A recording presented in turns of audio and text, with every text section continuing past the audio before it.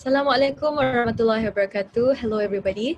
My name is Sarrah Salihan and welcome to today's training session where we shall be discussing about Debate Prep 101. Alright, so before that, I don't want this training session to be like an awkward thing for any of us involved. So let's have a little ice-breaking session. So on the left, there's me, Sarah Salihan. I'm 19. My hobbies are writing and competing, and I've been debating since 2014. So I'll do the maths for you. That is since I was 13 years old. And assisting my training session today will be Ikram Firdaus, who is my friend, and he's also 19. His hobbies is reading and playing snooker. And he has been debating since 2015, so a year after I started. If you have any questions about us, feel free to approach us later. And we hope we're not known as like just people who are presenting tonight. We are able to become your friends or teammates in future debates. Wait, next. I cannot go next. Oh no. Okay, so the first thing to know about prep is the importance of it. We can't learn the mechanism or the nitty-gritty details before we understand why prep is an important aspect when it comes to debating, because I completely understand that motion release can be overwhelming due to tournament jitters. You're worrying too much about winning, or you have zero idea what the motion is about. Like it's something super beyond your reach, so you just don't know what it's about, and that makes you scared and everything. So with all of that being said, you have to keep in mind a couple of reminders. The first is to always go back to basics, hence why it's important for you to attend beginners trainings and really strengthen your basics, because even when you become an advanced debater, if you lose out on your basics, you will most probably lose out on the debate as well. But second is to trust yourself as well as your team. Regardless of what happens, understand that it's still a team effort. You cannot win a debate by, it's not just an individual effort, it's a team effort at the end of the day. What is the last one? Show me.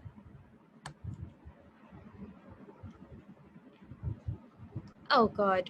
Okay, so understand that your prep can either make or break your debate. A bad prep often results to speeches that will embarrass you, will haunt you, will give you nightmares, but a good one will boost your confidence and make you want to debate a lot. But I don't think it matters. I think within both terms, regardless if it's a bad prep or a good prep, you should still be able to, find that passion in debating. Like if it was a bad prep, just know that those mistakes are there for you to learn from, not for you to quit. Okay. And in debates, you are going to answer to each speaker through rebuttals, through responses. But during prep, you are directly answering to the motion itself, which makes it the even more interesting at the end of the day, right? Okay, so let's go through a couple of technical stuff. Keep in mind that there are variables that can heavily influence your prep. Three things. The first, your duration. For example, in Asian Parliamentary or AP, you are given 30 minutes to prep. In BP, you're given 15 minutes to prep. Personally, I don't think this becomes like a yardstick as to which parliamentary style is easier or harder. Like AP doesn't necessarily become easier because it's 30 minutes, and BP doesn't necessarily become harder because it's 15 minutes. It doesn't really matter because I think the time is allocated proportionately. The next thing that can influence your prep is the position that you're on. So in AP, you're either government or opposition, but in BP, you can be either like the government bench, which is opening government and closing government, or you can be the opposition bench, which is opening opposition and closing opposition. And you can either be like front house, back house, front chamber, early chamber. Like there's a lot of words people use to describe this, but those houses that you are under, the position that you're on, can also influence your prep. The last thing is the knowledge on the topic of the motion. Does it require you to know a specific context? Do you need to have some level of basic knowledge in regards to this motion? For example, econs, knowing what inflation is, feminism, knowing what first wave, third wave, second wave is all about, BLM, knowing who George Floyd is, what was the recent protest turnout came about, stuff like that. So what now? Given that so many things can influence your prep, you need to remember three things. Number one, that it will take getting used to. It will take some time getting used to. Hence the importance of you coming over to trainings, because you have to get used to it, because practice makes perfect or whatever, right? And second, you also have to be aware of current affairs and read up. I think this is just like your average person. You should be reading the news, catching up on current affairs. But if you aren't that person, I think debate will push you to be that person. And for you to become a good debater or a holistic debater, or to improve your debating skills in general, it's better for you to, catch up on these current affairs, read up on the news, so on and so forth.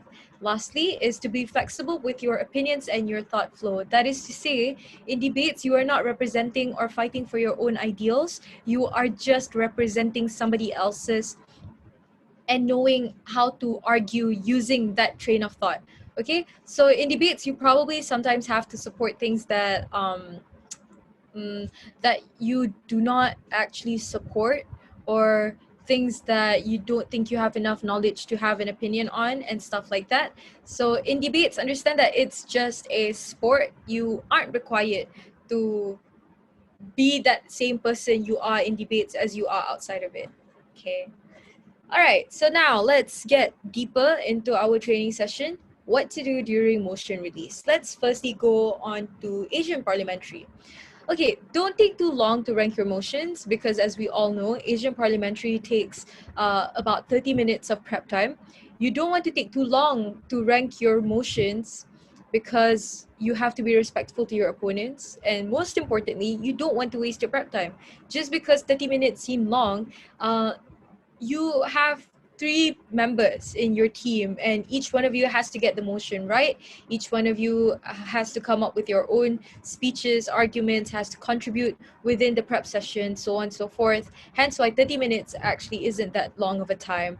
Okay, but just because you're not taking too long, it also means you shouldn't be rushing yourself, because you have to take into consideration what your teammates think when it comes to motion selection as well. So the conclusion to that is to find a middle ground. It's to not take more than 5 to 10 minutes when it comes to ranking motions. Like, to me, 10 minutes is already a lot of time, so I try to do it under 10 minutes, okay? Next, we're going to learn how to rank motions like a pro. There's a few techniques to this. Number one, you either work from the bottom up, where you identify which motion is the hardest for your side to argue, and you rank that motion third, you veto it out. Or vice versa, you rank the motions whichever is easiest for your side to argue. Okay, that's the first and second technique. But the last one is to pay close attention to the second motion, because most of the time your second motion is often the most neutral one, and it's usually the motion that you will be debating at the end of the day. Hence why you just have to pay close attention to it, because if you let me just show a clearer example of that. For example, in AP, right, you have these three motions.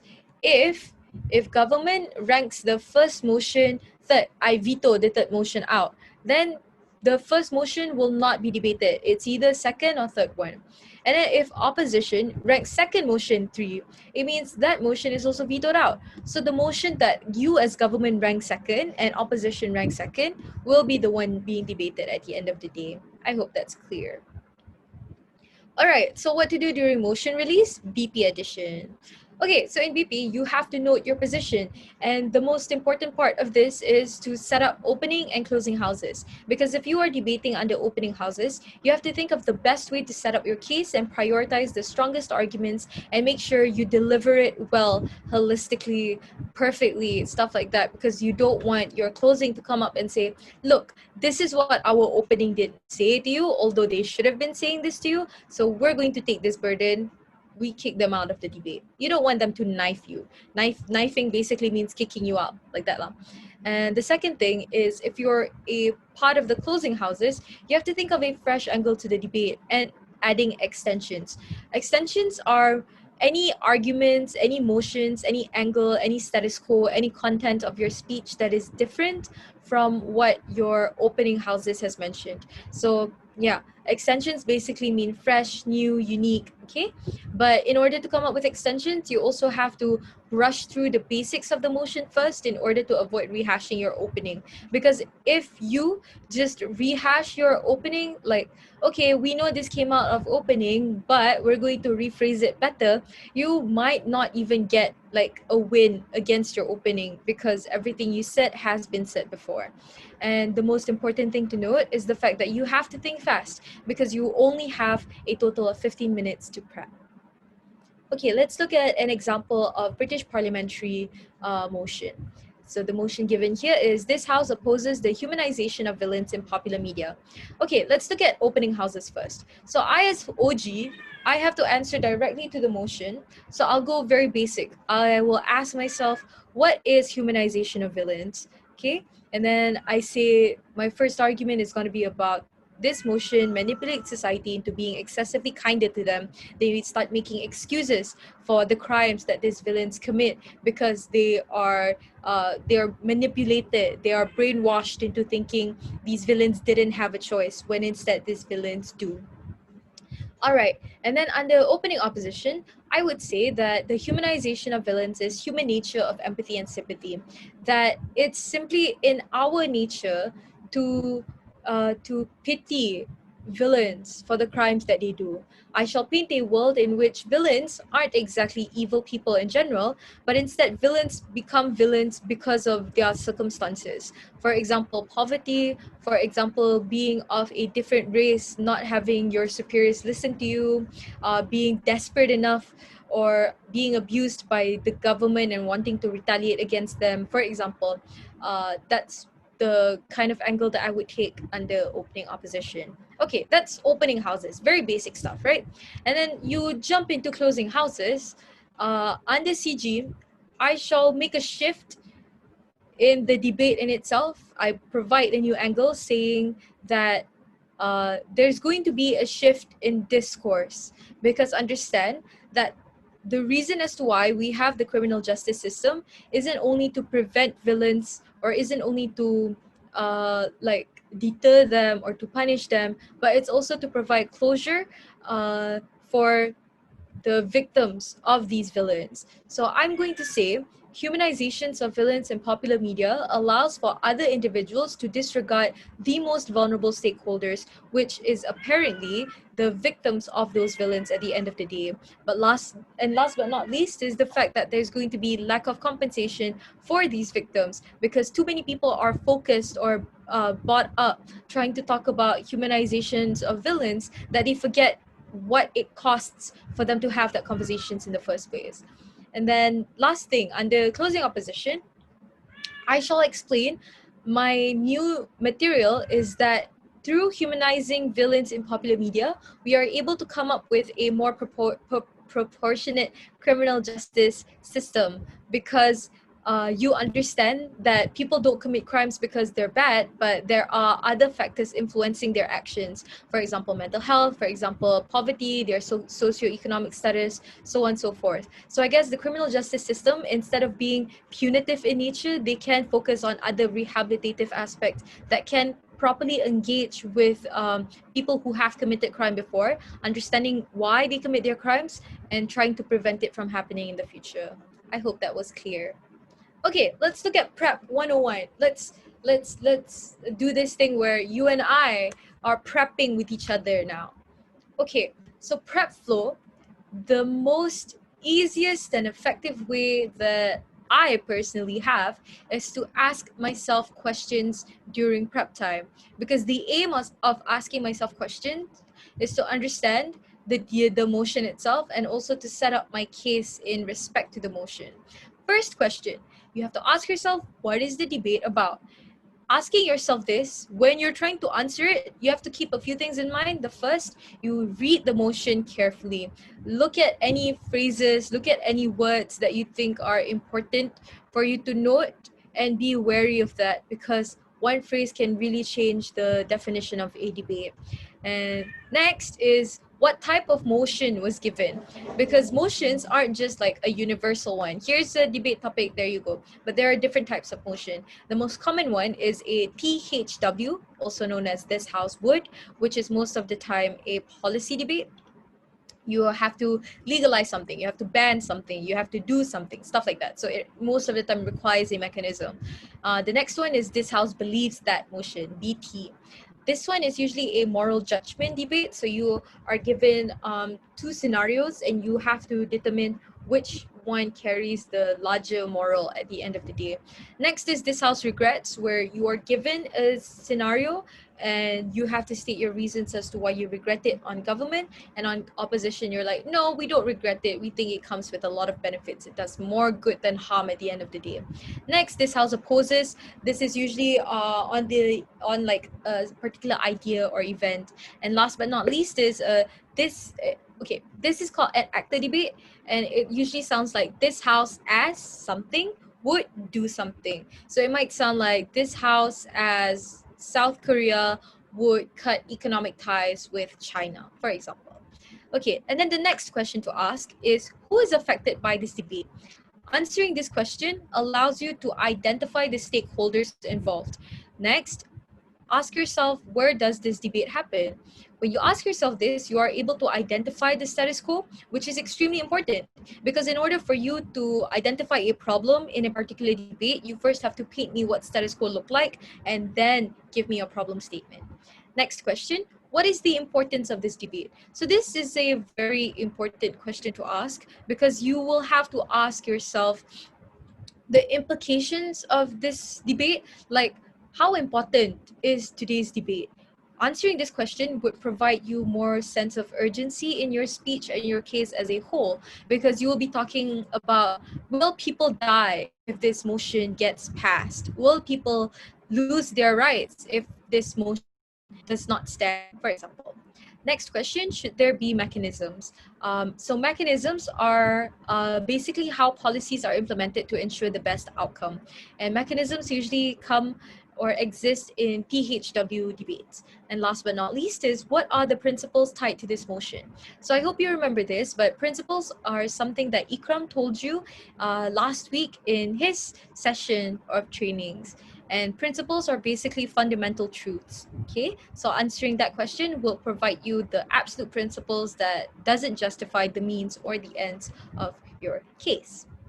Okay, let's do a little practice session and let's ask ourselves these questions. The motion stands before us. This House would grant the poor 2 votes. Okay, what is the debate about? Let's look at the motion first. There's THW, it's a this House would motion. And second, you're going to grant extra votes towards the poor. Okay, who is affected by this debate? Okay, the poor, of course, because they're already listed in the motion. But I put politicians here because who is going to be granting? Who does this act right here? It's either the government, it's either politicians. And who does votes matter to? I guess votes matter to politicians, of course, because they need votes in order to win elections. Next, where does this debate happen? Okay, this is where I set up status quo, and I say that status quo looks like poor people are being neglected by politicians or people in the policy making area of your country.